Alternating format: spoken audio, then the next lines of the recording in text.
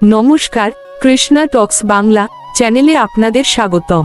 আজকের বিশেষ ভাবনায় আমরা আলোকপাত করব সেই দিব্য প্রেমের ওপর, যা আমাদের অন্তরের অন্ধকার ঘুচিয়ে ভক্তির পরম আলোয় রাঙিয়ে দেয়। আজকের এই দোল পূর্ণিমা আসলে আমাদের গৌর পূর্ণিমাও বটে, কারণ দোললীলার সেই পরমেশ্বর আজই মহাপ্রভু রূপে আমাদের মাঝে এসেছিলেন। দোল পূর্ণিমা বা বসন্তোৎসব কেবল রঙের একটি লৌকিক উৎসব নয়, এটি হলো আত্মার শুদ্ধিকরণ এবং পরমাত্মার সঙ্গে জীবাত্মার সেই চিরন্তন মিলনের এক মহাপর্ব। আমাদের বৈদিক শাস্ত্রে প্রতিটি উৎসবের পেছনেই গভীর কোনো আধ্যাত্মিক শিক্ষা নিহিত থাকে। আজকের আলোচনার মূল কেন্দ্রবিন্দু হল রাধাকৃষ্ণের দোললীলা ও আবির খেলার গূঢ় তত্ত্ব। আমরা আজ বুঝব কেন শ্রীকৃষ্ণ বৃন্দাবনে এই আবির খেলার অবতারণা করেছিলেন এবং কিভাবে এই রঙের আড়ালে লুকিয়ে আছে মায়ার আবরণ ভেদ করে আধ্যাত্মিক মুক্তির এক অব্যর্থ উপায়। জীবনের শত ব্যস্ততার মাঝেও আমাদের মনে রাখতে হবে যে উৎসবের আনন্দ তখনই সার্থক হয় যখন তা আমাদের ভগবানের চরণের দিকে ধাবিত করে। তাই আসুন, আজকের এই আলোচনার মাধ্যমে আমরা রাধাকৃষ্ণের সেই অপ্রাকৃত দোললীলার গভীরে প্রবেশ করি। শ্রীমদ্ভগবদ্গীতার একটি বিশেষ শ্লোকে শ্রীকৃষ্ণ অর্জুনকে বলেছিলেন যে এই জগৎ দুঃখালয়ম শাশ্বতম, অর্থাৎ এটি অনিত্য এবং দুঃখের আধার। আমরা প্রতিনিয়ত মায়ার বশবর্তী হয়ে ক্ষণস্থায়ী জাগতিক রঙের পেছনে ছুটে বেড়াই। এই মায়া আমাদের চোখে এমন এক আবরণ তৈরি করে রাখে, যার ফলে আমরা আসল আনন্দ আর মেকি আনন্দের তফাৎ বুঝতে পারি না। কিন্তু রাধাকৃষ্ণের দোললীলা আমাদের চোখে আঙুল দিয়ে দেখিয়ে দেয় যে আমরা এই নশ্বর শরীর নই, আমরা সেই অবিনশ্বর আত্মা যার একমাত্র গন্তব্য হল পরমাত্মা। জড় জগতের রং যেমন কিছুক্ষণ পরেই ধুয়ে যায়, তেমনি আমাদের জীবনের নাম যশ সম্পত্তিও একদিন বিলীন হয়ে যাবে। কিন্তু রাধা গোবিন্দের চরণে যে রঙের আবির আমরা নিবেদন করি, তা আমাদের অন্তরে চিরস্থায়ী ভক্তির রং হয়ে থেকে যায়। এই তাত্ত্বিক সত্যটি অনুধাবন করলেই আমরা বুঝতে পারি রাধাকৃষ্ণের দোললীলা আসলে আমাদের মায়ার জগৎ থেকে টেনে বের করে এক চিন্ম জগতের আনন্দধারায় স্নান করিয়ে দেয়। তাই দোল পূর্ণিমার এই পবিত্র আবির আমাদের মনে মরণশীল জগতের আড়ালে অমরত্বের সেই অবিনাশী বোধটিকেই বারবার জাগিয়ে তোলে। রাধাকৃষ্ণের দোললীলা বা আবির খেলা কোনো সাধারণ উৎসব নয়, এটি হলো বৈষ্ণব দর্শনের এক চরম শিখর। বৃন্দাবনের কুঞ্জবনে শ্রীকৃষ্ণ যখন শ্রীরাধিকা ও গোপীদের সঙ্গে আবির খেলায় মেতে ওঠেন, তখন সেই দৃশ্যটি নিছক কোনো প্রমোদলীলা ছিল না। তাত্ত্বিকভাবে শ্রীকৃষ্ণ হলেন পুরুষোত্তম আর শ্রীরাধা হলেন তার লাদিনী শক্তি। আবির খেলার ছলে কৃষ্ণ যখন শ্রীরাধার অঙ্গে রং স্পর্শ করান, তখন প্রকৃতপক্ষে পরমাত্মা তার নিজ শক্তির সাথে লীন হয়ে যান। এই লীলায় শ্রীকৃষ্ণ তার নিজের শ্যামল বর্ণের ওপর শ্রীরাধার গৌর বর্ণের আবির লেপন করেন, যা ভক্ত ও ভগবানের মধ্যকার কোনো ভেদাভেদকে আর অবশিষ্ট রাখে না। এটিই হল জীবাত্মার সাথে পরমাত্মার অদ্বৈত মিলন, যেখানে ভক্ত আর ভগবান এক হয়ে যান। পরীক্ষায় জয়ী হতে গেলে যেমন একাগ্রতা প্রয়োজন, তেমনি ভগবানের সান্নিধ্য পেতে গেলে হৃদয়ের সব কলুষতা ধুয়ে ফেলতে হয়।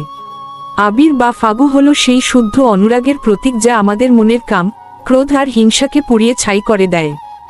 দোল পূর্ণিমার এই পবিত্র তিথিতে প্রকৃতি যেমন নতুন সবুজ সাজে নিজেকে সাজায়, আমাদেরও উচিত আমাদের শুষ্ক জীবনকে রাধাকৃষ্ণের এই প্রেমের আবিরে রাঙিয়ে নেওয়া। তাই বৃন্দাবনের এই দোললীলা আমাদের স্মরণ করিয়ে দেয় যে প্রেমের প্রকৃত রং কেবল রাধা গোবিন্দের চরণেই পাওয়া সম্ভব। এই যে রাধাকৃষ্ণের মিলিত তনু, যার কথা আমরা দোললীলায় শুনি, তিনিই আজ থেকে 540 বছর আগে নদিয়ার নবদ্বীপে আবির্ভূত হয়েছিলেন শ্রীচৈতন্য মহাপ্রভু রূপে।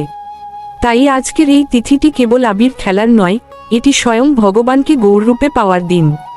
ব্রজধামের দোল উৎসবের পেছনে ভক্তদের দীর্ঘ প্রতীক্ষা, তিতিক্ষা ও অসীম ধৈর্য লুকিয়ে আছে। গোপীরা যেমন তপ্ত রোদে বা কনকনে শীতেও সারা বছর প্রতীক্ষা করতেন সেই বসন্তের পূর্ণিমা তিথির জন্য, যখন তারা তাদের প্রাণপ্রিয় কৃষ্ণের সাথে রঙে মাতবেন, আমাদের জীবনটাও ঠিক তেমনই এক প্রতীক্ষার ক্ষেত্র হওয়া উচিত। অনেক সময় আমরা জীবনে সামান্য প্রতিকূলতাতেই ধৈর্য হারিয়ে ফেলি এবং অধর্মের পথ বেছে নিই। কিন্তু রাধাকৃষ্ণের এই লীলা আমাদের শেখায় যে পূর্ণিমার চাঁদের আলোর মতো জীবনের পূর্ণতা পেতে গেলে অমাবস্যার মতো অন্ধকার আর বিরহের কাল ধৈর্য ধরে অতিক্রম করতে হয়।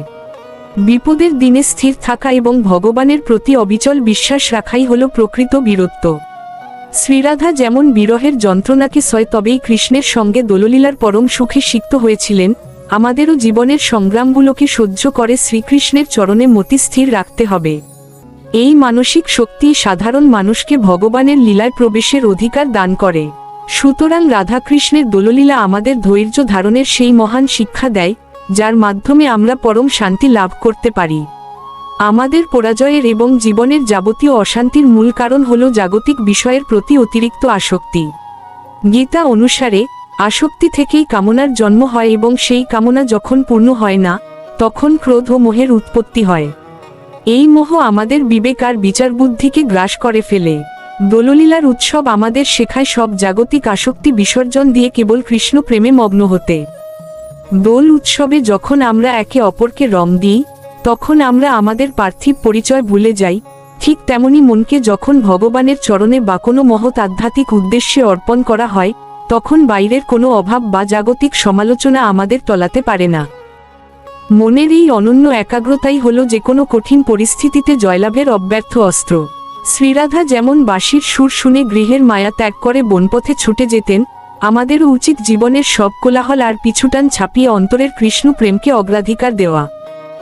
আবির খেলার সময় ভক্ত যেমন তার চারপাশের সবকিছু ভুলে কেবল রাধা গোবিন্দের শ্রীমুখের দিকে চেয়ে থাকেন, আমাদের জীবনকেও ঠিক তেমনি একাগ্র আর কৃষ্ণাভিমুখী করতে হবে।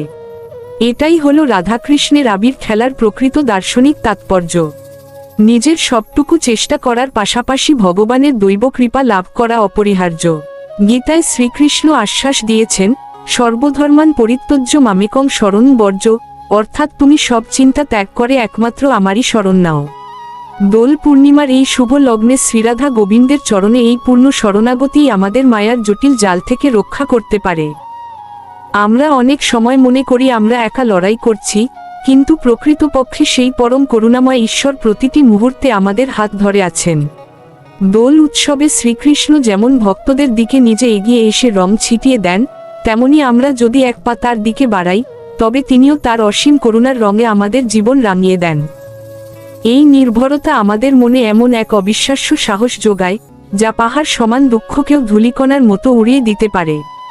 যখন আমরা বুঝতে পারি যে আমাদের জীবনের বাগডোর স্বয়ং কৃষ্ণের হাতে, তখন কোনো ভয় আমাদের আর গ্রাস করতে পারে না।